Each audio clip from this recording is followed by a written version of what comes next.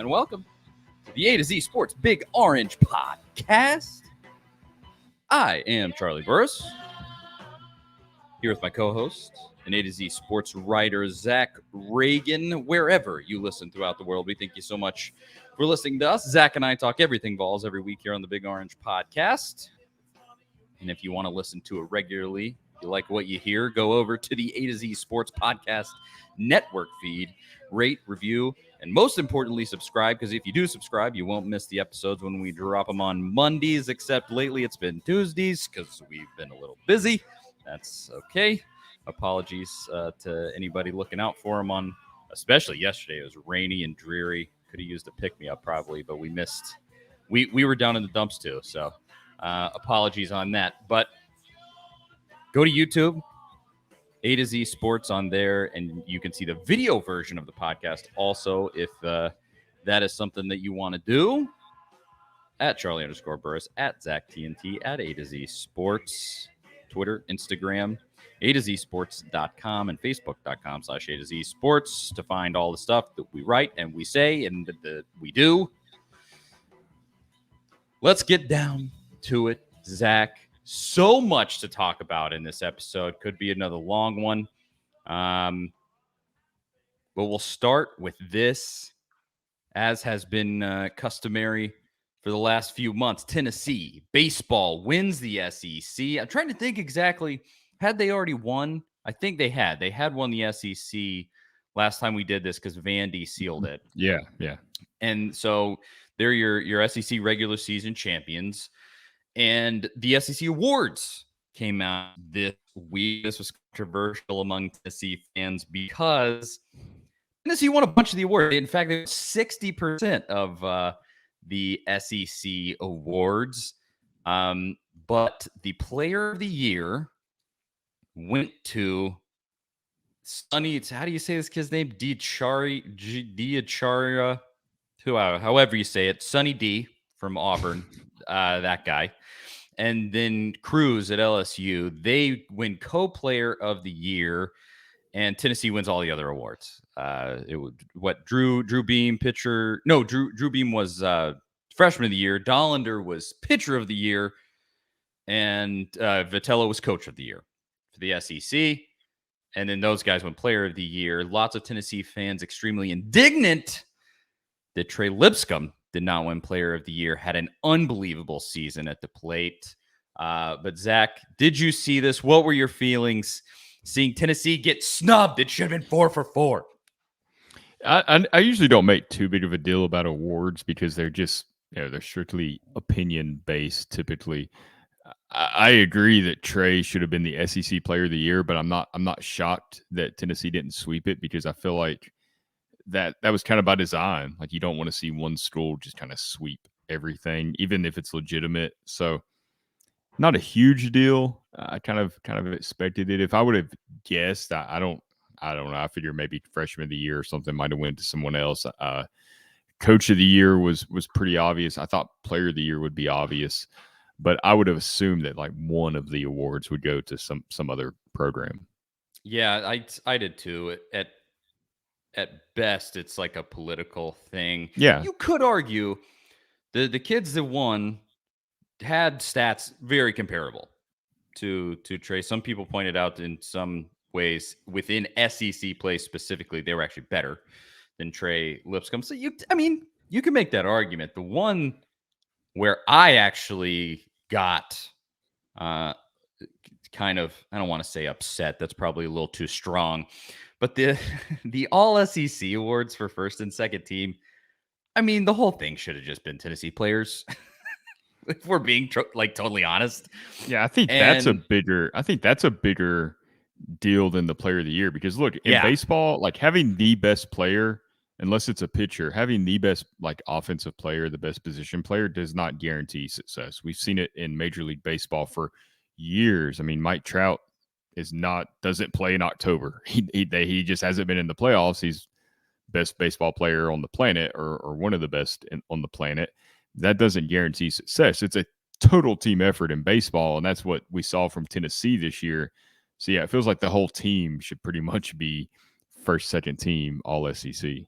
Legitimately, when you have the talk that you had about this team at points and just with how good they were, I mean, over the weekend, what they beat by those games 20-2 or something. Just And Mississippi State fans were broken after that game.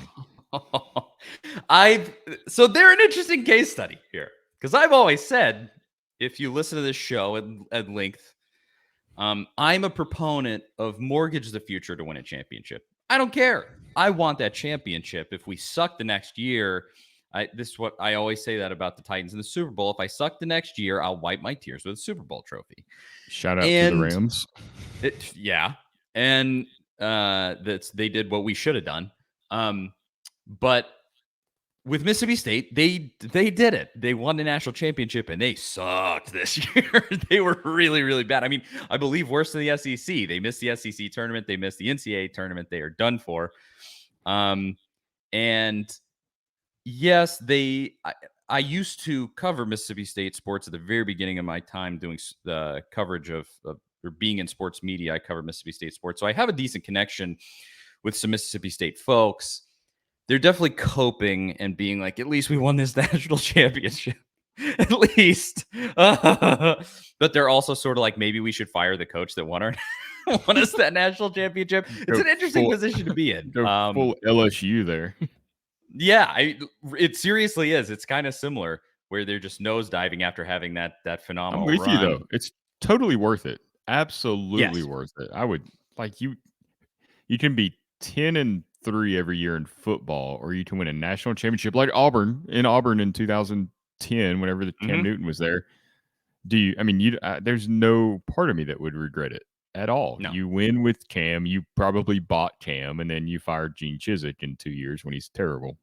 Because you think about this, Tennessee wins a national championship in 1998. And gets in 2001, you're a game away from the national championship. You lose an SEC championship, or else you would have been playing in the national title. And like, you were that close. But do we remember 2001? Like, does that come up? Like, we remember it painfully, sure. But how much different is remembering we got super close and didn't make it compared to, the season was a dumpster fire? Like, you sort True. of, they're both painful. In both times you didn't win a championship.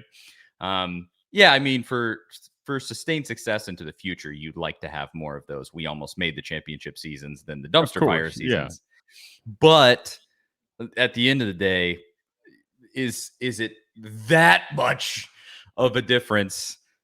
Because like I said, in both times you didn't win another championship. If somebody asked you, okay, Tennessee wins a NCAA championship or a national championship in 2023, but the next 5 years they don't make the NCAA tournament or they don't make a bowl game, or you can have 5 straight Elite Eight appearances and 5 straight 10-win seasons. What do you take? I take the national championship every time. It would take a national championship. Like, if it was basketball, a Final Four, I'm not sacrificing that much for a Final Four. Right. But a national championship, you have the trophy in hand. You get to hang that banner. You get to remember that forever and hang your hat on that. I mean, it's sort of like this Mississippi State situation. Louisville in 2013 is kind of a case study in that. They won the national championship, but at what cost?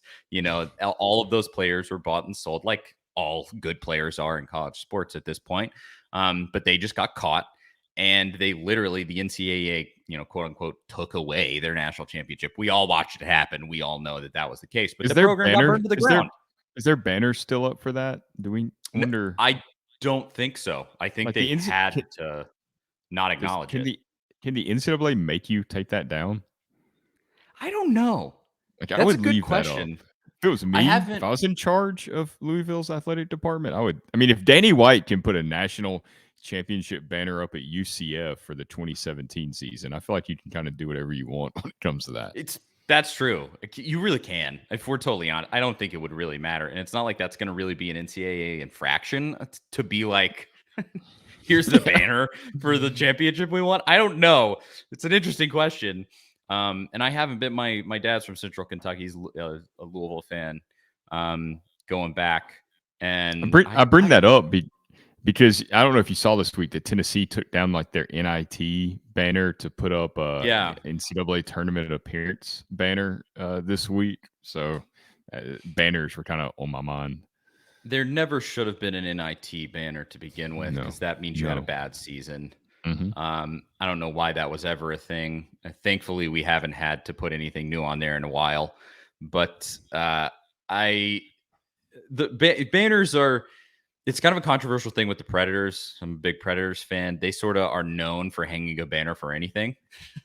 That's kind of their like MO. And it's not, I like that it's like a joke, but it also, can that not be a thing that we do? Like, let's hang a banner for things that really matter. Like I would rather have no banners and only hang banners when like Tennessee just won this SEC championship in basketball. Hang a banner for that. You actually won the thing. You get the trophy. You got the trophy presentation, and then let's just do that. But I don't. I also don't like being a stickler for that. College, it's just supposed to be fun and like a celebration of like great college athletes. Like, I don't know. You can see it both ways. Don't want to be too overly serious, but also don't want to embarrass yourself. I don't know. It's a fine line to walk. UNC basketball, if you've ever been to the Dean Dome, they have banners up. They only have like a certain amount of retired jerseys, like 7 or 8. But they have banners up for all kinds of players. Like if you're all ACC first team, you get a banner hanging up there in the Dean Dome with your jersey number on it. It's kind of a little bit over the top for a storied program like that. That is, I don't think I've ever seen that anywhere else. That's interesting because you think the Ring of Honor there at Neyland Stadium's the bar to get onto that is extremely high. I mean, you have to be the best of the best in the history of UT football. And we don't just give give those out for, Derek Barnett won all SEC, so throw him up there. We'll put him in the history books. But yeah, he might be deserving of one since he broke Reggie White's sack record. That's a pretty big deal. Yeah, he's up there for sure. But I actually, we've talked about this, the criteria for retiring a jersey. I don't remember exactly what it is, but I know it is up there. As it should be. I mean, that's especially in football. I mean, you need all those numbers when you're have a roster full of 100 players. I think it is literally something like you had to be like unanimous all SEC and all American and set a record or something. Like it really had to be like pretty, like the standards are high. So I don't know. Either way, we sort of got sidetracked, as we always do, as is tradition on this show. But point being, going all the way back, SEC baseball. Don't know how we got talking about the Ring of Honor in Tennessee. Tennessee should have just been the entire all SEC team. Let's be totally honest. It really is just a political thing that they just couldn't. People would have been pissed off if they gave it to all Tennessee players. Is what it is. The rest of the SEC is a bunch of whiny chumps. And we're going to talk about other whiny chumps in the SEC a little bit later in the show with Jimbo and Saban. We didn't get to cover that last week. It happened the day after we recorded. I was very annoyed because it is a subject I love, and I'm gonna rip into them at the end of the show. That'll be the final topic that we cover. But that's baseball. SEC tournament is coming up. How are you feeling about the SEC tournament for the Vols? Because I've heard some people kind of go like, we really haven't played the best teams in the league yet. The three top contenders, LSU, A&M, and Arkansas, we didn't play. So how are you feeling? I thought they played LSU, didn't they? Nope, I don't think so. Oh, I'd have to look back at schedule, but I'm pretty sure no. I mean, tournament play, I don't really know how to feel because anything can happen. It's baseball. You go in a slump for a weekend and it can kill your chances. A bad pitching outing. I think Tennessee's the best team. I think they should be the favorites. I don't really have an opinion on, if I think they're going to win or lose. I mean, you should expect to win if you're Tennessee. You've been the best team all year long, but I don't really have any inclination or any feeling as to whether Tennessee's going to do well or not do well. I mean, baseball's such a funny sport. I mean, one bad game can just ruin everything. One bad inning, it really can tumble quickly. Yeah. I would rationalize it this way for the folks that say that are concerned that we haven't played those teams. I would put it this way: they played the same SEC teams we did. Some of them did play each other. I guess those three teams specifically, they all play in the West, so they all had to play each other at least once, or I guess at least a full weekend. And so they played the same SEC teams that we did, and they are significantly behind Tennessee record-wise. And it's the SEC tournament. You expect tough games. It's going to be tough. Yeah, the College World Series, exactly. the tournament, it's all going to be tough. I mean, it's the way it was always going to be, and it's double elimination. So just one game is not gonna bounce you out until the championship. I guess the championship's a single game, but or is it is. So I get confused with all the setups with baseball just because it's different. Baseball, it is very different and kind of confusing every single year when they go through this, and Tennessee's not always involved, so it's not like a yearly thing that you're kind of locked in on. But I do know at least that first matchup, which is going to be either Ole Miss or Vanderbilt for Tennessee, which those are pretty tough teams who ended up just kind of blowing it this year. Like that's not going to be easy right from the jump. It's not going to be easy. I believe that's tomorrow at 5:30 in the afternoon. So we'll see how it goes. But Tennessee, you just have to say, like, you have the best players, you are the best overall team, and it's really not that close. And so you should win, but baseball's a weird game, like you said. One inning, one play can throw things just through a loop. You have a succession of bad pitches that get guys on base, and then somebody hits a grand slam, and you're in the hole 4 runs. I mean, it can unravel so quickly. So we'll see. And obviously we'll talk about that on next week's show before the NCAA tournament, which I think everybody's really thinking about. We already sort of established we're winning the regular season in SEC baseball is more impressive just because it's such a long haul and there's so many elements that can go wrong. Obviously, I mean, you see Vanderbilt, rough season, Ole Miss, rough season. They were like preseason favorites. Texas A&M kind of out of nowhere having a phenomenal end of the season there. And Tennessee outlasted it all. And so the tournament is one thing, but the regular season to us a little more impressive to win. But I'm interested to see how Vitello uses Ben Joyce, SEC tournament, NCAA tournament. I mean, he's such a weapon, but Vitello's been so careful with him coming off Tommy John surgery. I'm interested to see if he pushes him a little more through this to kind of win some of these games, or if he kind of takes the same approach he has been all year. I hope he does, because he can just be so locked down. I mean, just in such a head and shoulders above most other guys kind of a way. So it's going to be interesting, because this is what it's all been building up to. A regular season is fun. Let's win some championships. That's what it's all about always. So we'll talk about that next week when it happens. But then let's get to this. This is a little more of a looking towards the future kind of a topic, but there is another recruiting weekend like we had, I don't know, maybe a couple months ago, where there was just a massive weekend. Sometime in April, I think, yeah. Oh, so maybe it was just last month. A massive weekend when Nico Iamaleava came back into town and was kind of recruiting on Tennessee's behalf and doing some things like that. That one was huge. And there's another one coming up. It's Memorial Day weekend, and tons of top guys are going to be in town for Tennessee. And I never know exactly how to take these, because it's certainly not a thing where you're expecting, like we're going to get 4 guys to commit, but you're working on it. So it's a big topic, but it's really a means to an end anytime there's a big recruiting weekend like this. But I don't know. I was looking for the full set of players that are going to be here. Yeah, there's so many guys.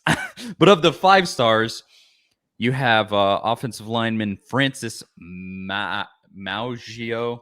these guys got to get different names, ones that I can pronounce. Edge rusher Tre'Davian Bradley, Tony Mitchell's 5-star DB, Lucas Simmons, Bryson Sanders, Ian Reed, Wilkham Formby, Stanton Rammel. I mean, it's just a list of guys, and that's just there's 20 more 4-stars on this list. Like you're just talking Tennessee gets 3-4 of these guys, and it can be roster changing. So big time stuff. If you have any thoughts on the importance of this weekend, Zach. I think it's hugely important. You get all these guys together. Obviously not everyone's going to end up at Tennessee. A lot of these guys have no intentions of ending up at Tennessee. They become friends on the trail, and they're like, hey, let's use an official visit and go check out Tennessee. It's a free trip for a lot of kids, and that's fine. Take them. I mean, that's why NCAA allows them, and I don't blame them. I'd take all 5 of my official visits no matter what, even if I was super locked in, just to experience something different and meet some different people. But I still think having all these kids on campus at one time with coaches and current players, just if the vibe's right, I mean, that can make all the difference. If they feel like, hey, I want to be a part of this, I like the energy here, I want to play with Nico, I want to play with this guy, he wants to play with Nico, let's go to Tennessee instead of going to Auburn or somewhere else. It can be a massive weekend. It can also, if the energy's off, it can go the opposite way, and it can cost you some recruits. I don't think that'll be the case at all, because I think the culture right now at Tennessee is incredible from top to bottom. There's so much positive energy from every single athletic team there. Danny White is tweeting about it like crazy. You can tell he's over the moon about the state of Tennessee athletics across the board. So I think there's a lot of energy there. I think it'll be a very positive weekend. I'm sure we'll see a couple of commitments this weekend. I don't know if we'll get like a Bryson Sanders or Francis however that last name's pronounced. I know those are 2 of the big targets that Tennessee are really in the running for and has a good shot at landing. I don't know if those guys will commit, but I think I'd be surprised if we didn't see a commitment or 2 this weekend.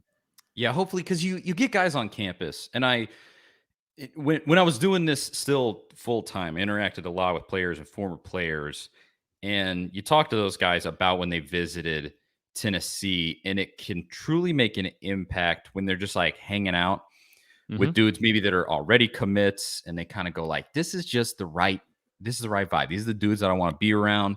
And you can just get them kind of in a state of momentum, and then get them to commit. Of course, now you have this NIL factor kind of floating out there, and that's kind of one of the interesting elements, because since the last time Tennessee had a huge recruiting weekend like this, there has been this new set of NCAA guidelines with the NIL stuff that are sort of threatening that if a collective talks to players before they commit or are signed, that could be an NCAA violation if collectives are considered donors. It's like, or considered boosters. I hope that Tennessee literally doesn't consider that at all and just does what they're gonna do. Be absolutely shameless. That's what I always say. I don't care what you got to do. Get these guys in orange and white. And so hopefully that's not a factor, but it is interesting because that the NCAA hadn't come down with those guidelines yet when that happened, and Tennessee has obviously been probably the most shameless with all of this so far with the NIL stuff, of just not only setting these kids up with deals, but then going and talking about it publicly and sort of putting it out there in a way that's like, maybe this is who got this deal, but we're not actually going to say, but it probably was, and it's all a PR move. All of that is a PR move to get Tennessee on the radar, to get Tennessee talked about. And I think it's been masterful so far. I hope that they continue to do it, and that it's not, they don't get cautious. Be greedy. Do everything. Throw everything in the kitchen sink at these kids if you have to, because this is how you rebuild a program. All you have to do is look down I-75 at the University of Georgia. It's all that they did since Smart showed up was just go and land a helicopter in a kid's front yard and probably give him a briefcase full of money. Or a McDonald's bag or whatever they had to do, and do that. I don't care. whatever it is that you have to do. But just a weekend like this, you look at this set of players, you get a few of these really high profile guys. It's program changing. And Nico's going to be there to sell the program. And so that dude, hopefully it can change the wins for some of these guys. I think people really don't understand just how important Nico is to this program, and he is worth. I don't care if he just ends up playing like a 3-star quarterback for his 4 years. He's going to end up being worth every dime that's being spent on him allegedly. Just because of the recruiting that he's doing. I mean, he is working almost every single interview you read with a major 4 or 5-star recruit. They mentioned Nico. Like, he's on the phone with me. He's texting me. I mean, he's working these guys to come to Tennessee. I mean, he's been like a 11th coach that can recruit for Tennessee without the restrictions. I mean, he can call guys whenever he wants to, the middle of the night in some cases that we've seen some recruits talk about. As far as the NIL stuff and the guidelines, I was kind of concerned about that when that stuff kind of first came down. Like, hey, is this going to change Tennessee's approach because what they're doing is really working? I don't think it is. And for a lot of the reasons we talked about last week, because the NCAA just really can't do a lot. It's just a lot of a talk from them kind of trying to change the narrative in the media right now that they don't have any control over the situation. And combine that with what Danny White said in an interview with VolQuest this week, where he was asked a little bit about the NCAA investigation and some of the NIL stuff. And he said, I don't think there's a better example of an institution trying to do that, following the rules and having accountability and doing everything the right way than the University of Tennessee. I mean, that tells me that Danny White I mean, you're a lot of media outlets pretty much all but saying you've paid, or your collective associated with the university has paid this recruit $8 million to commit.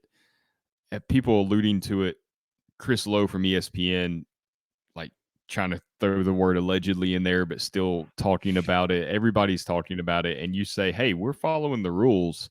That tells me they're pretty confident in what they're doing and how they're handling this in light of a massive NCAA investigation that almost crippled the program.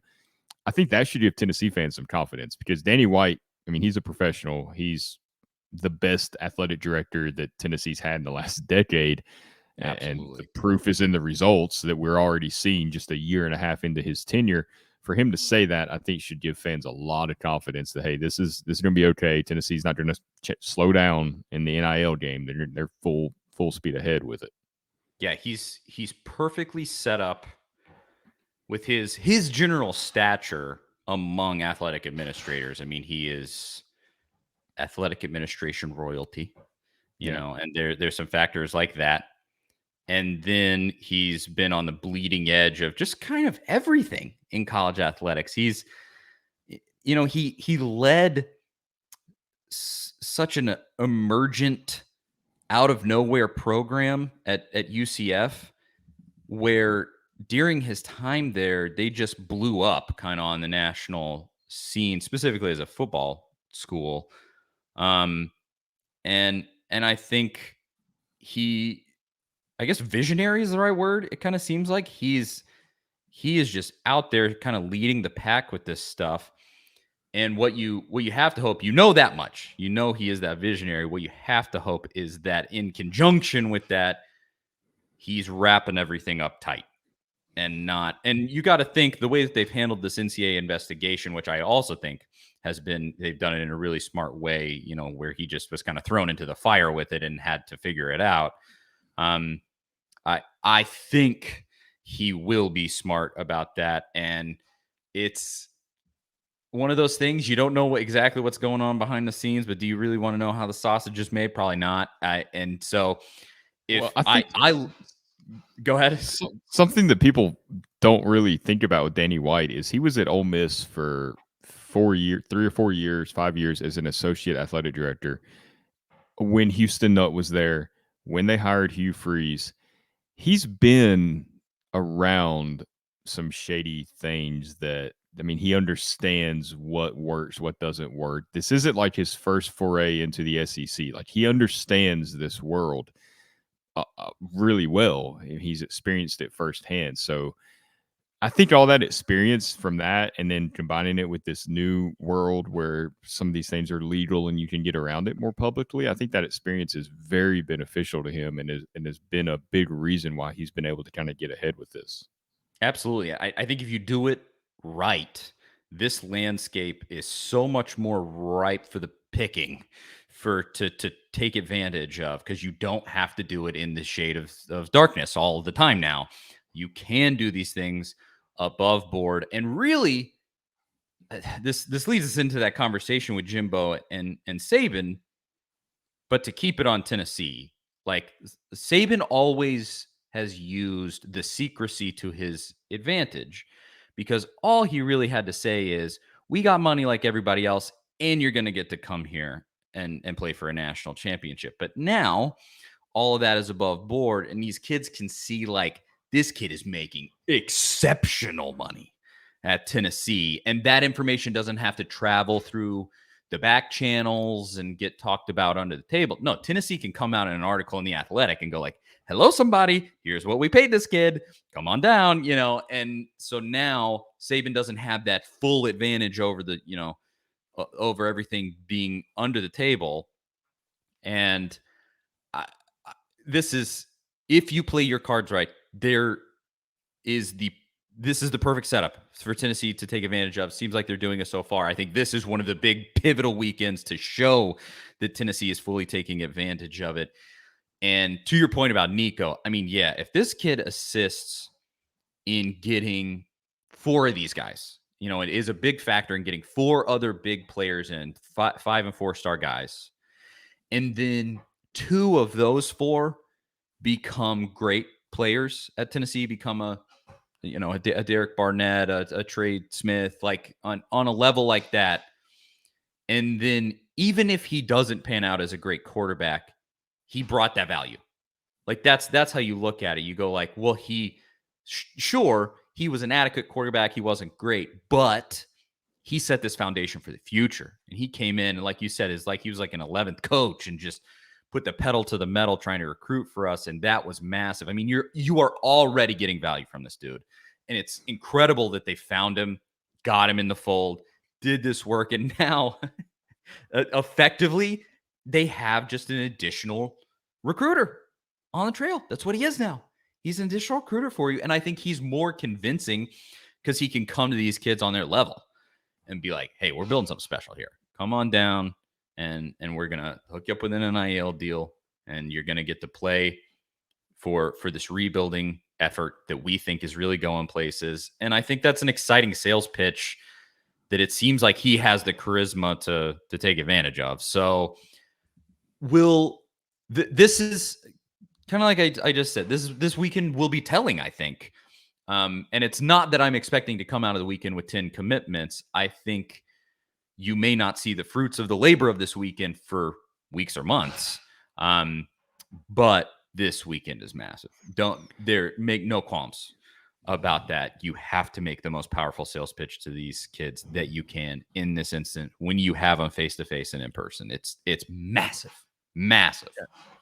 Yeah, speaking of Nico real quick, because we both kind of said like, okay, even if he's not a great quarterback, I don't want people to misconstrue that thinking that we think that he's going to not turn out to be a star in the SEC. I think he has all the tools to be a star. Absolutely think it's very likely. He's a tough kid. He's accurate. He can run. He's not a run-first quarterback. He can run. He can escape the pocket. He's, like you said, he's got a magnetic personality, and I think that right there is kind of what's going to take him over the top. The physical tools are important, but we've seen physical tools not translate to success. We saw it with Joe Milton already. Nico is a very engaging person. People follow him. I mean, we saw this week Hendon Hooker wearing sunglasses while he's practicing on the field in shorts. And he shouts out Nico, like, yeah, I'm going with my Nico look here. Like he's just somebody that people want to follow. It's a Joe Burrow like quality, and I think that right there is like one of the most important qualities a quarterback can have. Like you got to have somebody that can lead that locker room, lead that offense that the players believe in. I mean, that's going to help him bring players to Tennessee, and it's going to help Tennessee's offense run efficiently on the field when you have a guy with that type of command over the team. Absolutely. You never know psychologically how a kid is going to take playing in front of 100,000 people on national television in a huge football game with huge expectations. With huge expectations. You never know how that's going to turn out. You've had guys that are absolute flameouts. Because it's kind of one of the things that I look at, like Arch Manning, and I go, man, that kid's got the weight of the world on his shoulders. He's obviously an uber talented football player. But the expectations psychologically, it's why I said last week, Texas seems like the perfect landing spot for him, because you don't have that. We definitely have to win a national championship. You definitely have to be a transcendent quarterback. And if you're not, you've let everybody down. And at Texas, you could kind of go like, I'm part of a rebuilding effort. I want to be the guy that sparks the rebuild, but we're not going to win a national championship immediately. And, maybe the guys around me aren't that good. So maybe that's why my numbers aren't that high. You kind of have built-in excuses a little bit, and you wouldn't have those unbelievable expectations that he has. Nico, I think, thankfully, is more under the radar than Arch Manning, but obviously this NIL stuff has made him a little more prominent for sure. And so you do never know exactly how that's gonna go. But out of anybody that I've seen, like you can tell in some recruits, the guys that are real attention seeking and stuff like that, you can sort of tell like, oh, that guy's gonna be a problem when he comes in. He's got attitude issues. You can just kind of tell. With Nico, I mean, you just look and you go like, that guy's a natural leader. And yeah, I mean, sure, like a lot of these kids, he definitely has some of that attention seeking in there. Don't we all? I do a show where I want the most people to listen as possible. What can I say? I'm the same way, and I'm 30. So, but he has some of that, but you can just tell, that charisma and the way that he is happy and like in his element to go out and do this for Tennessee. It's not like they're dragging him along being like, you're the 5-star, you have to do this for us. He is taking it upon himself to go and do that. And it doesn't seem like he's like tired out by it or it bothers him. He's embracing it. And that is exciting, man. I mean, Tennessee's had players before that kind of spearheaded a recruiting class, but it hasn't been a quarterback like this. And when it's a quarterback, I mean, you can really do some damage on the trail. Wide receivers, running backs, skill players, offensive linemen that want to block for that guy. It's different than like a Trey Smith type player out there leading the charge. Like, Trey Smith, incredible player, incredible ambassador for the University of Tennessee. Just somebody that really gave his all for this program. But it's a little different when he's trying to be the face of a class than a quarterback being the face of a class. Yes, it's the biggest thing that could happen for a recruiting class. I think that you just having someone at that position with this amount of charisma and kind of leadership ability, what more could you ask for in the position that Josh Heupel is in? I think there's really not much. There's not another thing that I would be like, throw that in too. I mean, sure, hopefully you can get maybe a sort of backup to him. Like if you get one of these big, an offensive lineman or somebody like that, a wide receiver that's going to be with him, and you could sort of get them as a duo to go out and recruit for you. Sure. Like that would be great, but that's about all that you could really ask for at this point. And hopefully this all translates. It's just a waiting game. We just got to see what happens with this weekend. Hopefully it all goes well. I'm sure we'll be seeing the Instagram photos and the tweets and everything of everybody being here. It seems like the recruits, they sort of love the lobby of that hotel in downtown where they all stay. It's a really cool looking lobby, and they like all take pictures there. So hopefully we'll be seeing those coming out here soon. It's only Tuesday, and I'm sure they'll start showing up like Thursday, probably. So big time recruiting weekend, and we'll just have to see what comes of that. But before we move on to the Saban Jimbo stuff, because there's a lot to unpack with that one. Anything else with Tennessee recruiting, baseball, yada yada, Zach, that you might want to cover? No, I've been anxiously waiting for 39 minutes now to hear your take on Jimbo and Nick Saban, because we haven't talked a ton about it over text, a little bit here and there, but I'm excited to hear kind of your take on this. So let's get right into it. Yeah. The day after our podcast last week, really pissed me off. Nick Saban comes out and he says it looked like a Tennessee does that, the Tennessee Caravan where they No, it go was across. it was an event promoting the World Games that are coming to Birmingham at some point this year. And I only know that because I had to look it up to cite it for something I was writing. Well, whatever it was, Nate Oates was also there. Nate Oates was sitting beside him, Alabama's basketball coach, and nonetheless, he goes out. He's talking about recruiting and NIL and all this stuff in this event, and he says, "Oh, you look at Texas A&M. They were the number one class. We were number two, and Texas A&M paid all of their players to come." And he says this publicly. We all know that happened. I don't think anyone questioned that. Obviously, that's what happened. But having a coach actually come out and say that, and we also know that the history of all of this so far is that Saban has not been happy with it. He does not like the NIL for the reason I brought up earlier. I think is one of the main reasons he doesn't like it is because it took away a giant advantage that he had. Now schools can go out and be like, look what we got this guy. Come here and you can have it too. And you couldn't do that before. You couldn't talk about it publicly and you couldn't show like we're setting everybody up and look at these amazing things that we're getting for these players.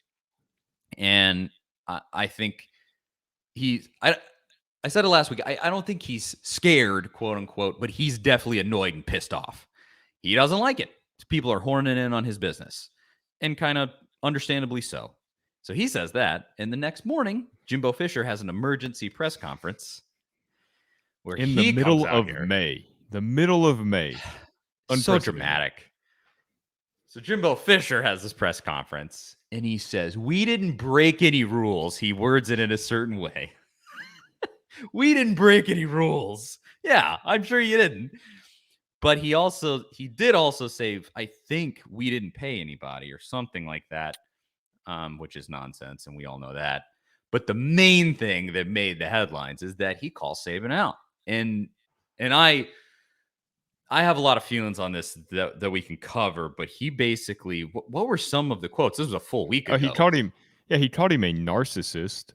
Yes. He said that people want to act like he's God and look at how God is handling his business. Yeah. You might find some stuff you don't want to see. He called him the self-appointed czar of college football, I believe. He also said somebody should slap Nick Saban. Yes. He said, if you wonder why I've never worked for him since LSU, there's a reason for that. I've never seen anything like it. He did a service for everybody in the SEC. I said this on the day. I think he said what a lot of people are thinking. Yeah, Nick Saban has needed to get aired out for a long time now. Somebody needed to give him a little, like I said, a little slap on the wrist and go like, "Hey, Nick, you're not God. You don't run this place. You're not the SEC commissioner. This is not how this works." Like somebody needed to say that. And I'm glad that Jimbo did. Also, I take it both ways. I'm so happy that he did that. And I took immense joy in Saban getting a actual tongue lash. That was great. But Jimbo is no better than Saban because what Jimbo also did in that press conference was deny that he paid these players. And so somebody said it, and let me find it. I thought it was the perfect analogy, and I tweeted about it a couple of days ago. Let me see if I can find it. But it's basically just two guys that do the exact same thing, just calling each other out on the thing that they do. Like that was it. And we all know that. Here it is. This was Bruce Feldman. He said, "I spoke to a former SEC assistant on the Saban Jimbo blow up in It Just Means More land in SEC land. Quote, there has always been an honor amongst thieves mantra in the league, and those two just called each other's wives fat to a global audience." I still believe, I 100% believe that quote was Derek Dooley because he had worked, the assistant had worked at LSU with both of them. And I 100% believe it. It sounds exactly like something he'd say. He would totally say that. Absolutely, he would say that. But my take on that was both of these guys are cheaters. They're both cheaters, and they're just calling each other cheaters. That's all they're doing. They're both cheaters. And then Jimbo's going out being like, I'm not a cheater. And then Saban is going and saying, I'm not a cheater. And then they're just like, they're gangsters going and leaving dead horse heads in each other's beds, like in The Godfather. Like, that's all this is that they're both just kind of staring each other down, going like, you cheat more than I do. And we just go, just shut up. Just shut up. We all do it. And here's the thing to both of them, because actually Jimbo doesn't like the NIL stuff either. He didn't say that in that thing, but he doesn't like it either. He's playing the game, but he doesn't like it either. Because he's an old timer, just like Saban, and he's been around almost as long. And it just is, this stuff's not going away, boys. Get used to it. Because this is, I think, really a guy like Josh Heupel's in the perfect position like this. Heupel and Beamer and, you know, whoever, Pittman at Arkansas, like, they're in the perfect position because they're just sitting outside. They don't have to look foolish like these dudes and be the spectacle, but they benefit from everybody just kind of looking and going like, you just need to stop complaining because this is nothing's going to change. And you saw the public sentiment. It was against Saban. Like, the general public sentiment wasn't like, Saban is right, we need to get rid of NIL or whatever. People were just happy to see him get slapped across the face. And you just go, get used to it. You can do all of this, screaming at each other and getting pissed off and whatever else might happen with SEC meetings coming up and SEC media days. Lord knows they're probably going to see each other. And you just, like, Heupel's in a perfect position, just sitting outside going, you know, he just goes out and he only talks about the positives of NIL. He doesn't whine. He doesn't complain. He doesn't do anything. He just takes advantage of it and then goes out and he says, this is what we love about it. It's great. And he doesn't say all the negative stuff. We all know the negative stuff. We know it's not perfect. We know there needs to be a market correction. We know that there needs to be guardrails, blah, blah, blah. We've all talked about it. And I mean, I appreciate the drama and it's fun, and Saban needed to get called out without a doubt. It's needed to happen for years. It needed to come from the SEC commissioner, but Sankey doesn't have the balls to do that. And he reprimanded both of them for their public comments. So stupid, because it was the mask coming off. Finally, we got to see coaches actually talk to each other about the way that SEC football is. That's all they did. Is that they just kind of had it out over the reality of SEC football, and then suddenly that deserves punishment. We can't have that happening. We have to reprimand these coaches. People want to see that. I mean, that brings attention to your league and makes the offseason more compelling. I mean, the middle of May. It was WWE. Yeah. I mean, it's like when NASCAR doesn't want their drivers to fight after a race. I mean, that's like the reason people tune into those things at times. They want to see those highlights. They want to see conflict. I mean, we all want to see this type of stuff. It's why social media is filled with airport fights and random things like that. So, I mean, I can get kind of maybe like, hey, you know, kind of a facade of let's cool it, guys. But deep down, you got to love that because it brings attention to your league, and the SEC prides itself on being the biggest conference, the best conference in college football and the most talked about conference in college football. So I think Sankey should thank Jimbo. It was the talk of the town for everybody. I mean, it was a spectacle on Twitter, just everybody kind of watching the press conference, live tweeting on it, and, you know, and yeah, the promotion is phenomenal. Everybody knows the deal. We all know what's happening. You don't have to act like they're not. That's just what pissed me off the most. Saban does always act like he's God. I'm glad somebody finally said it. Thank God somebody said it. And it is just the worst. And Saban is pissed off about this because people are horning in on his business. He loved the secrecy. He can do nothing about it. Nothing.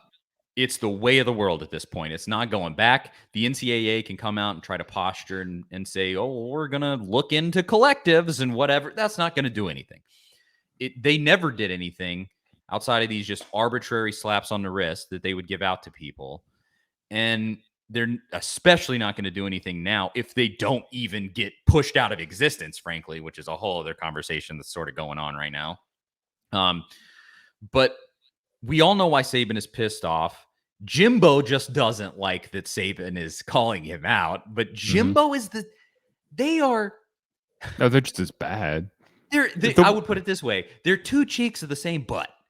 The worst part of this, the day or couple of days after all of this happened, Jimbo gave an interview to a local news station in College Station or somewhere in Texas, and he had the nerve to say that only one of his incoming early enrollees had an NIL deal. That, to me, that makes it even worse. Like that's just like such a pathological liar type thing to do, where you take this little shred of truth and try to turn it into something completely different to prove your point. Nobody believes that for a second. You've just made yourself look foolish. And Saban, I think, has said similar things, that, not many of his players had legitimate NIL deals. Like, okay, yeah, maybe most of them don't have legitimate NIL deals, but a lot of them are getting paid via NIL deals to come to school there.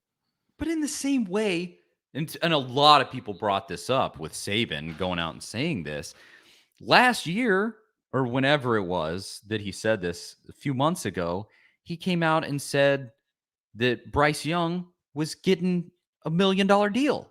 He said something right after NIL started.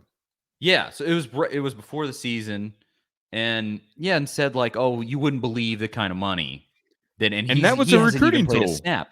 It was a recruiting tool. Yeah. Because it's exactly what we're saying. He's playing. Saban's playing the game. Saban's doing it. Jimbo's doing it. They know they have to.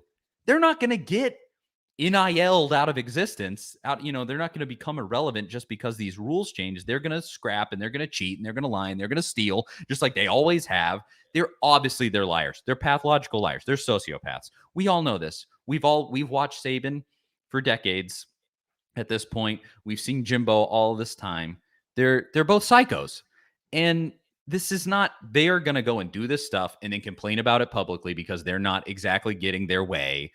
And then, I love the honor among thieves things is so accurate, because that's really what it was. Since all of this huge money was flowing through college football, which has really been pretty modern, started, I would say, probably 90s when that really kicked up, and has just gotten progressively worse and worse throughout the years. And it just was, an unwritten code of just like, we all do it. Let's just don't talk about it. Don't call each other out. I mean, you did have some scenarios where like, didn't at one point Fulmer narked on Alabama, and Alabama kind of hit back. That was the whole thing. Still bring that up. And Fulmer didn't. He skipped an SEC media days because of that. Oh yeah. Because he didn't want to get subpoenaed. I don't remember all. That's right. He didn't want to go to the state of Alabama. Yeah. Yeah. So SEC football, man. It's a credit. It is the best drama. It is the best reality show that you'll ever find. I mean, it's incredible. It is. And I tweeted about this yesterday, where the secrecy that they demand creates these narratives that they hate. I mean, you are to blame for what happens, because look, our business. You did this. Our business is speculating. Most media companies, that's what we do. We speculate on what will and could happen, and we do it with the NFL. We do it with the NBA at times, and all these other professional sports. But there's so much more transparency in those leagues, where there's not a huge opportunity to really create these wild narratives like there is when it comes to college football. And it's the NCAA and these programs' own fault. Like you operate in secrecy to where you leave us no choice but to speculate on what is and isn't. So blame yourself. Mm-hmm. That's all people are ever going to do. I always have said that about how coaches keep practices secret. Well, you don't show us what's happening, we're going to fill in the blank. Yep. So just whatever. That's fine. But that's what we're going to do, because that's the only option you've left us. But it is, despite that fact, it is just the greatest drama. I mean, anybody who is not a fan of sports would even appreciate the ridiculousness of this. Because like my wife just doesn't. She grew up in Ohio. It's just not like, she's just kind of ambivalent about all of it. But I was telling her about all of this, and she was like engaged and was like, really, like asking me questions and stuff.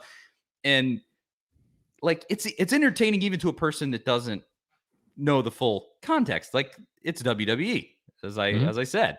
I mean, it is really an entertainment product, whether they want it to be or not in that scenario. I mean, I'm certain Jimbo was truly pissed off, and I'm certain that Oh, no Saban is truly doubt. pissed off. Uh, But yeah, but it is, it's a perfect script that no screenwriter could really write this well. It's it is, incredible. I know a lot of sports fans are fans of the show Friday Night Lights about high school football in Texas. And this is as good as any storyline that has ever been on that show. I mean, it is incredible and dramatic, and the stakes are really high. I mean, these are the coaches of two of the best teams in college football, or one of the best teams in college football, and a guy that constantly underachieves. Hello, Jimbo. We, But he did. don't But think we forgot. he did beat Alabama this year, and I think He that's what's did. driving a lot of this. That's the weirdest part. I mean, they only win like 9 games or something, but they Yeah, did. yeah. They I beat mean, Alabama. they underperformed last year and then beat Alabama, and Saban Yeah. can't. I mean, he was the first So former weird. Saban assistant to beat him, right? Wasn't Yeah, that the because case? Kirby was actually the second in the national championship Yeah. twice in the same year. Yeah. After Yeah, not I have, think- yeah, I think that Saban's growing frustration that he cannot control what players do, because that's been a big part of the way he runs his program. It's this real Bill Belichick, Bill Parcells type organization where he is like the czar, the emperor of Alabama football, and he's lost his grip on recruiting, on roster management. Where you know, if somebody wants your second string running back, they can pretty much come get him. They can call him up via themselves in some cases, which Lincoln Riley, I believe, has done. Or as I think the Athletic pointed out this past week, you've got coaches are soliciting players from their programs to call these other players, so they're not in direct contact, and say, "Hey, this is what you can get if you come here." And that is happening a lot. And Saban absolutely can't stand it, because it's allowing Tennessee, Texas A&M, Arkansas, these other programs that Alabama's traditionally not had to really worry about. It's kind of bringing them up closer to Alabama's level. I mean, there's still a big gap, but that gap is closing because of this. I saw multiple people bring up this loss of control is really one of the big reasons he opted out of the NFL and came back to Alabama's, because he couldn't. They're grown men who have salaries and make their own decisions. You see a situation like AJ Brown with the Titans.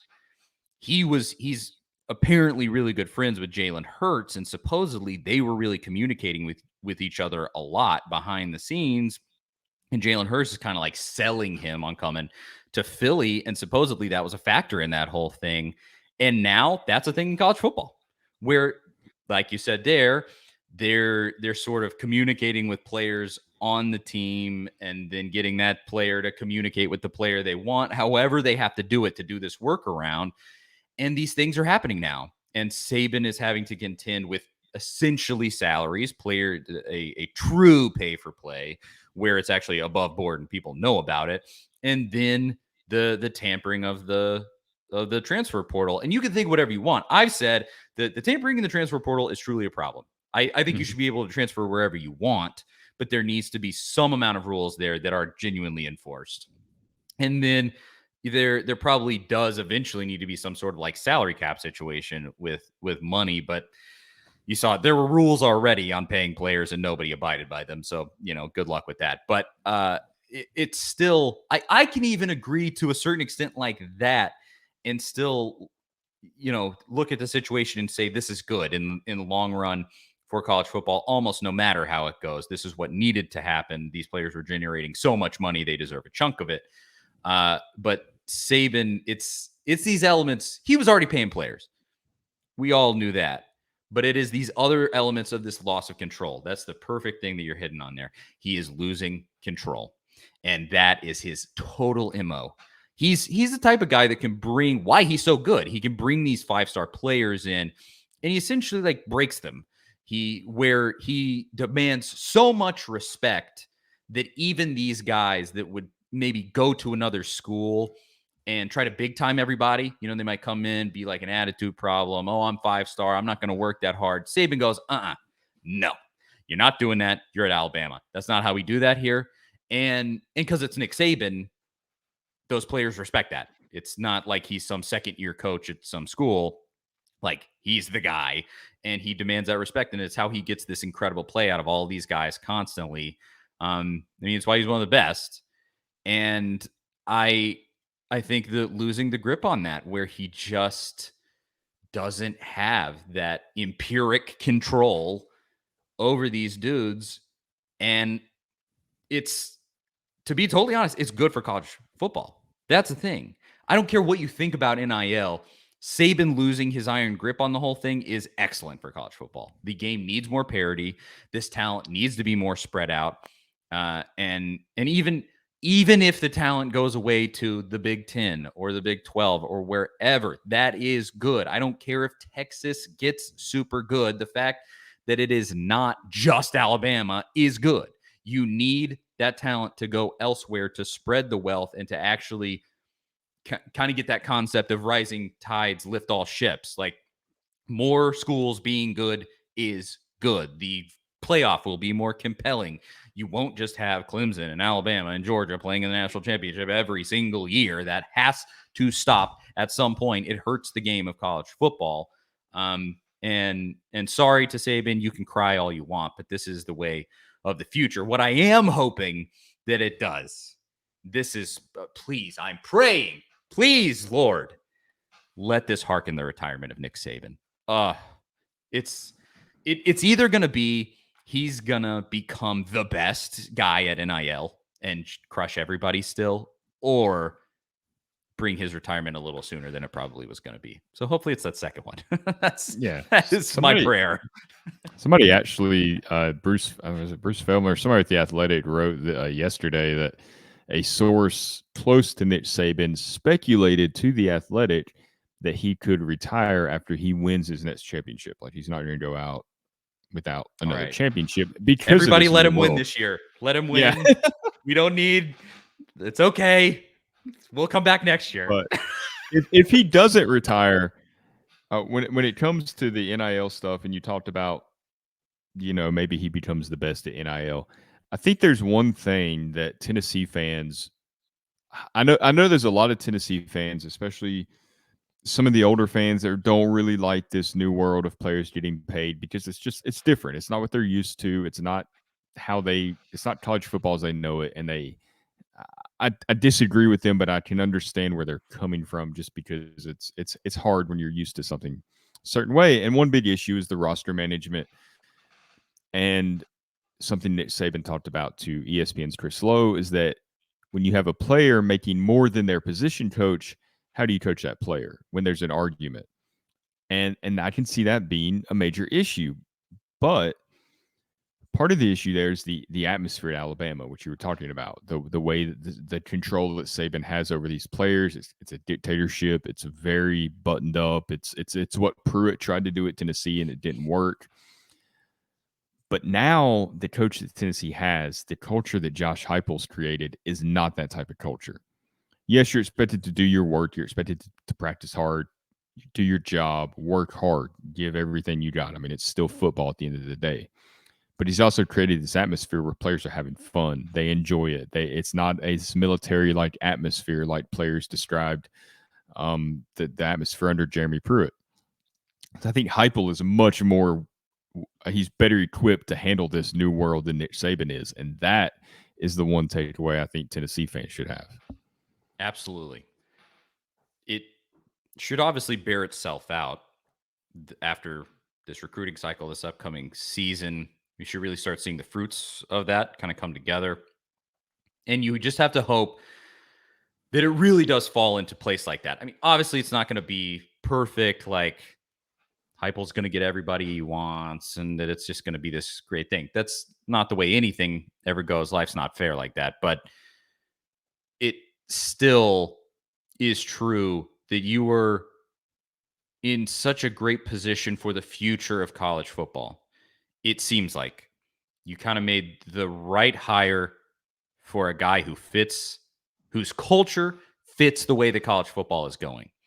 It's perfect for that progression. Again, kind of goes back to Danny White being that visionary, where you see a guy who's not just looking at the past of a coach, but looking at how they might adapt to the future and going forward, and where all this, seeing where this stuff might be going, looking at the potential of these collectives and things like that. Like I think we said it last week. Like, who came up with that whole collective thing?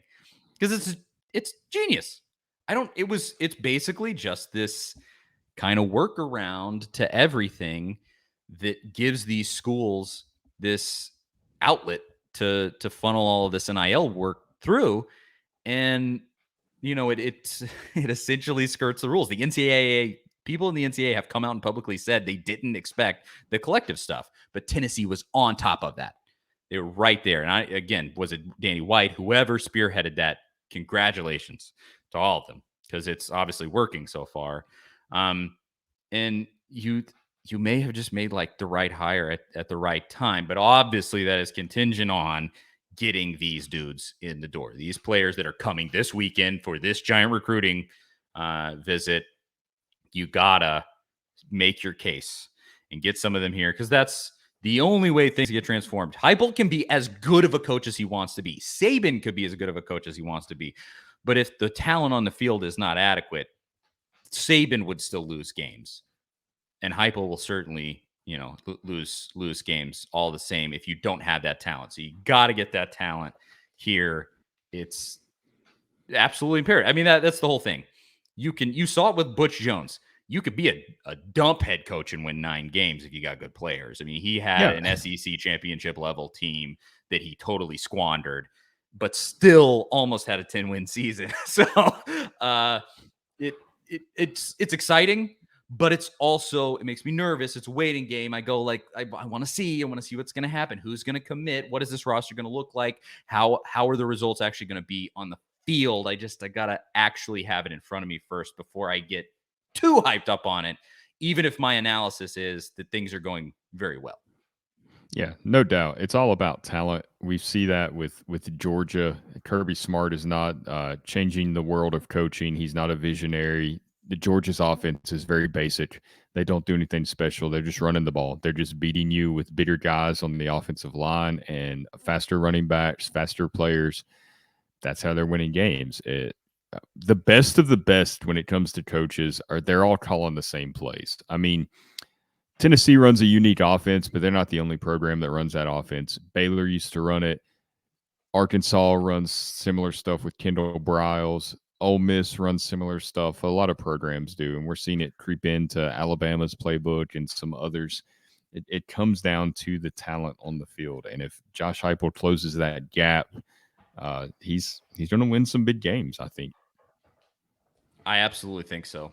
That it just I have to see it to believe it. That's the only thing. After after the last 15 years. How can you not? After you've been beaten over the head with what has happened with this program, you take really good things happening with a grain of salt still. I wish we didn't. It sucks. It's gonna take a while. It is. It's not just gonna be an overnight like I'm just gonna believe everything's gonna go correctly. Because we all know it's not that easy. I mean, look, it took baseball like 4 or 5 years to get to this point, and we didn't really focus on Tony Vitello's early tenure because it just, it wasn't special like this is. It doesn't happen overnight, and nobody should expect Josh Heupel to go to a 12-game-a-year winning coach overnight. No, and I'm not expecting that. I mean, this season, the things you want to see, 8-9 wins and moving forward. 8-9 wins in a great recruiting class. That's sort of the meet those goals at a minimum. Everything above that's kind of gravy. We'll be really happy. And then I think that year 3, year 4 is when it starts getting like, if you do get these players, if you get the players in the 4 stars and the 5 stars, year 3, year 4 is where you're going to start going like, all right, let's see what can be done with this talent. You got, almost an entire recruiting cycle under your belt, and this team is almost entirely yours. That's when the expectations kind of get ratcheted up. But for right now, it just makes me nervous that things are going so well. Where we even I had some comment on YouTube, somebody going like, they said, they called us cowards. because they said that we always go, let's not forget that this is Tennessee and things can go wrong. Tell me this, to whoever that was. How do you forget? How do you?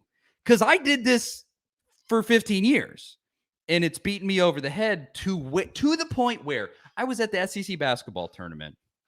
Tennessee in the championship games up by 20 in the championship game. And I'm sitting in my seat going, please run the clock down. It's not over yet. Like, we're so, like, it's so ingrained to me that I was literally like, this thing is not over till it's over. And we were up by 20 or whatever it was, 15.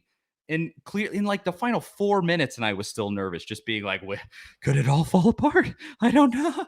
It's like, how? Teach me. Do I need to go to a therapist? Like, what do I need to do?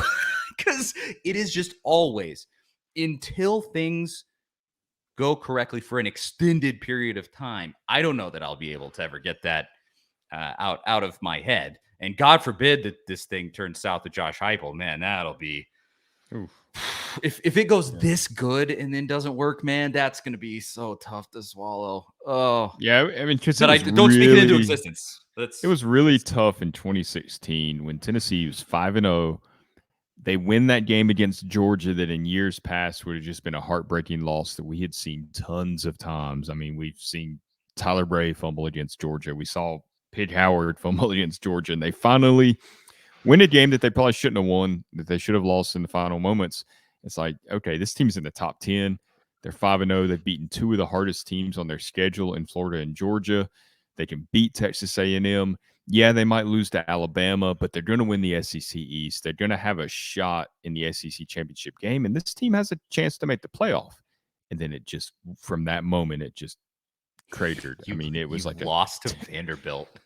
You lost to Vanderbilt. You lost to South Carolina, games you absolutely should not have lost. You should have won that Texas A&M game. And then you don't win the SEC East. You don't get to the Sugar Bowl. In 2017 goes about as bad as any season could. You know, your first 8-loss season in program history, you almost lose to UMass. After that, I think a lot of fans were just broken. Like, I'm not going to believe again until I see it. There's no reason to. It's that element. It's why at the Florida game every single year, my prediction never changes. It is a loss until it is not. My prediction will always be a loss. And you know how many times I've been correct? All of them except 2016.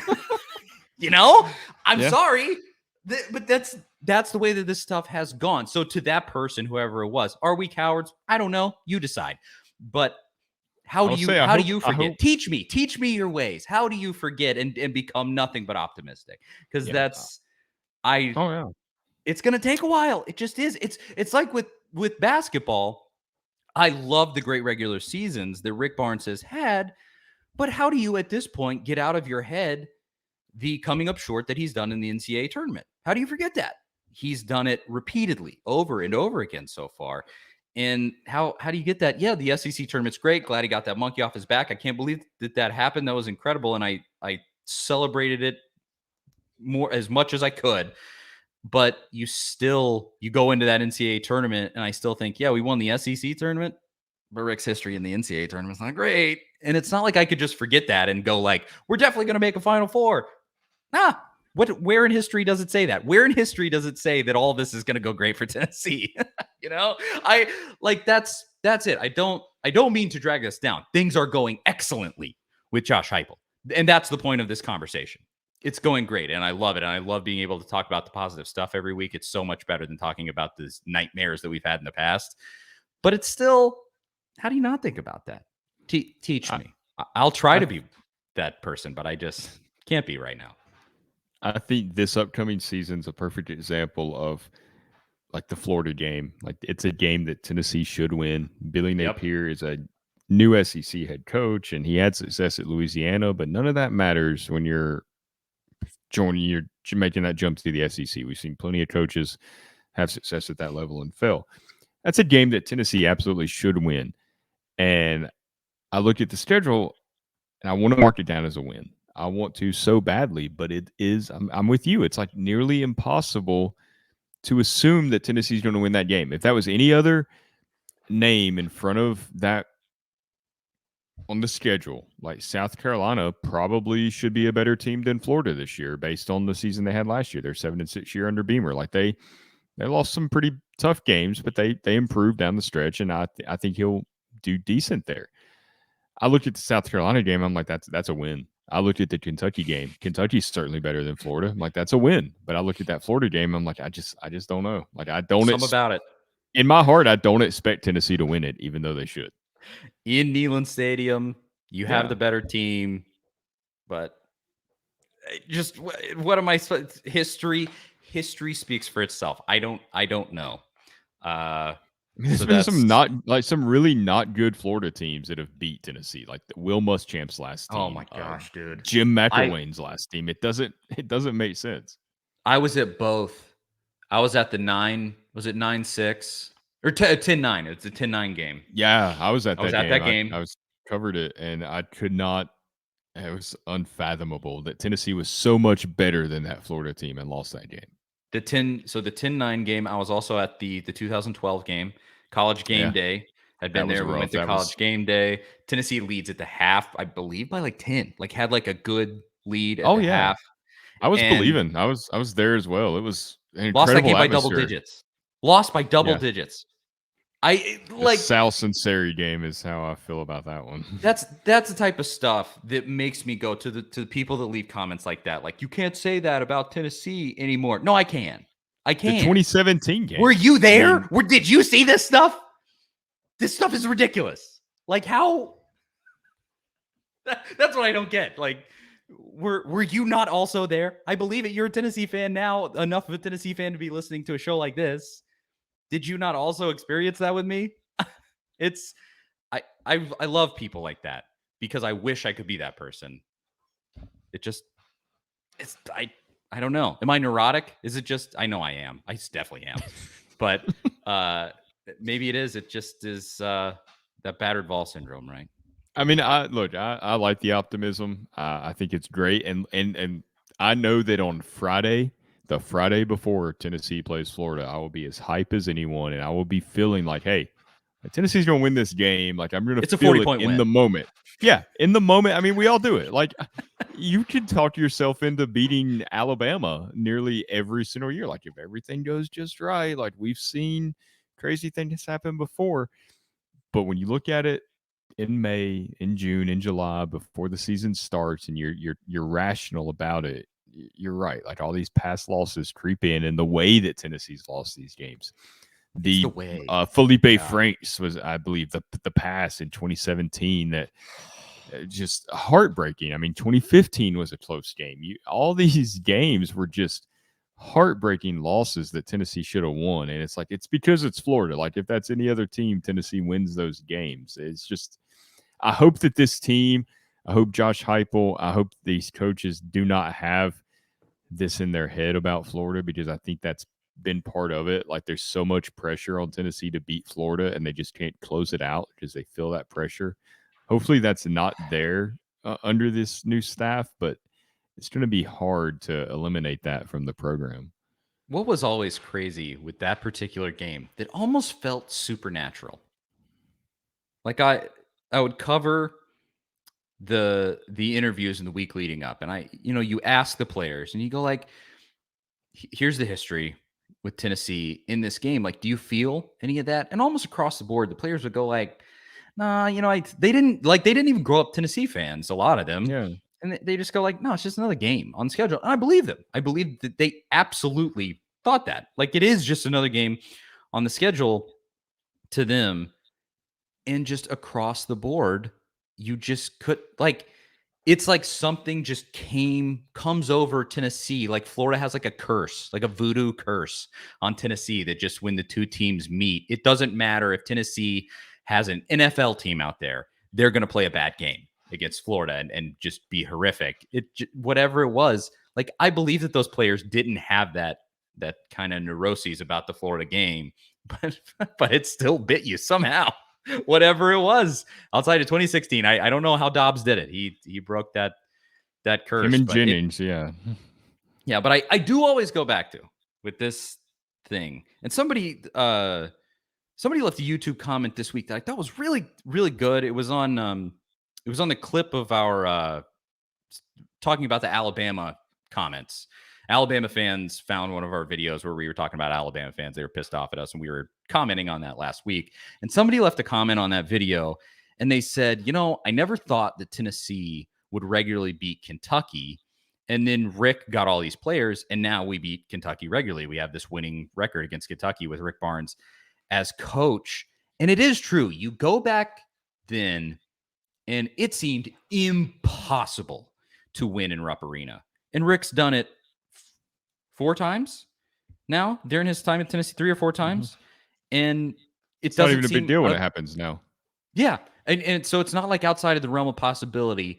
And if you can just break through that, like I'm confident going into Kentucky games now.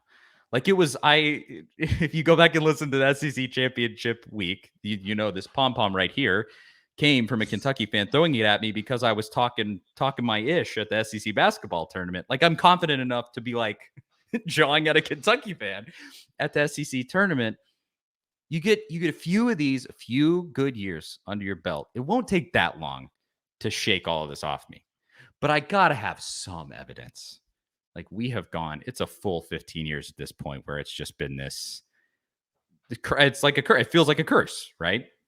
And so just give me a few years, a few great recruiting classes that turn into a great football team that actually wins something on a big stage.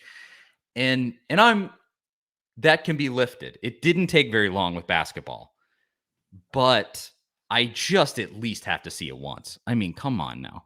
Before I just become the full optimist. At least to me, I just have to see it with my own 2 eyes, I guess, is what it really comes down to. But for sure. I mean, the one thing that gives me confidence is that I feel like Danny White is just such a competent AD that he's going to find a way to make this Tennessee football program and the rest of the athletics just among the best in the nation. And that's his goal. That's what he wants. He's deeply passionate about it. I feel like he's pressing all the right buttons, and it starts with leadership. I mean, you hear these cliche comments every time a coach is hired where the alignment between the athletic department and the coaching, the programs, the teams and stuff like that's so important. That's what drew me here. And I know that sounds like a cliche answer that you hear, but I think that's extremely important because, look, it was dysfunctional. I mean, Dave Hart, Mike Hamilton, John Curry, Philip Fulmer, they things weren't aligned. They weren't great athletic directors. You see some of the stuff that's going on at Auburn with Brian Harsin. It's going to kill that program because you've got boosters involved trying to run things, and you need boosters. You have to have boosters to have a successful program, especially with NIL stuff. And they want to have their say, which I understand. It's their money. But if you got a guy like Danny White that can kind of balance that and align everyone with the same vision, it really helps things run smoother. And I think it'll be a big reason why Tennessee has success under Danny White and Josh Heupel. I saw this week. I'm sure you probably did too. Somebody put together SEC schools ranked by average conference win percentage across all sports in 2022. Tennessee is number 1 with 67% winning percentage in conference in SEC. I believe I even saw someone also say Tennessee had a winning record in conference in every major sport this year, which is a true feat. And legitimately, it speaks to everything that you were just saying there. It just is the athletic department is healthy at the moment, and that's so nice to see. And at this point, really the battered ball syndrome is kind of isolated to football. Like we've kind of gotten over the hump with basketball outside of the NCAA tournament. Lady Vols are getting back. Hopefully that continues to build. Kelly's putting together a great team. Softball might be that's something that we didn't talk about. The weeklies are under fire. They lost again in the NCAA tournament. But that's kind of another. Regardless, they had one of the best years in the SEC this season out of any team. So they were number 1 seed in the SEC tournament. So, but regardless, just like everything in a general sense, even with some situations like that with the weeklies where, they may be overstaying their welcome potentially. I don't know. It's a different conversation. But even with situations like that, things are going really, really well. And there's no denying that. And so just give me these great seasons of football, and we'll never talk about this again. Why would I talk about it? Because then the good stuff happened. I didn't have to be worried about it all the time. That's all I ask is just, win an SEC championship, win a national championship, and then we're good, right? Doesn't even matter. Beat every team on your schedule. I will say it's a lot more fun to be in this situation talking about it, expecting something to go wrong when things are going so well than instead of like we have at times on this podcast been talking about things going terribly and how Tennessee can fix it. I'd rather be on this side of things where we can be pleasantly surprised when it doesn't go wrong. That's it right there. There's your optimistic note. You'd rather be in this position than having the stuff be actually happening. Yeah. There you go. Plenty of positivity on this episode. I mean, technically speaking, I guess we talked about negativity, but there isn't actually negative stuff going on. Yeah. So there. We're just guarded when it comes to Tennessee. Been through a lot. We all have. Yes. But to that person that left that comment, teach me your ways. I want to be the optimist. Yes. I would like to know. Maybe they're secretly a therapist or something. we all need it. Yeah. Come on down. I'm open to it. Charlie Burris. That's Zach Ragan. This has been the A to Z Sports Big Orange podcast at Charlie_Burris, at Zach TNT, at A to Z Sports, Twitter, Instagram, A to Z Sports.com for everything that Zach writes. The A to Z Sports Podcast Network feed, rate, review, and subscribe. And A to Z Sports on YouTube. Search it up on the YouTube. See the video, see the clips, see all the stuff that we post on there. And outside of that, I think that is all of the administrative stuff I got to cover for another week. This is another great episode, almost 90 minutes. We went on this one, but hey, I said at the beginning, tons and tons of stuff to talk about. And with all of that said, thanks again for tuning in, and we'll talk to y'all next week. See you guys later. Yeah,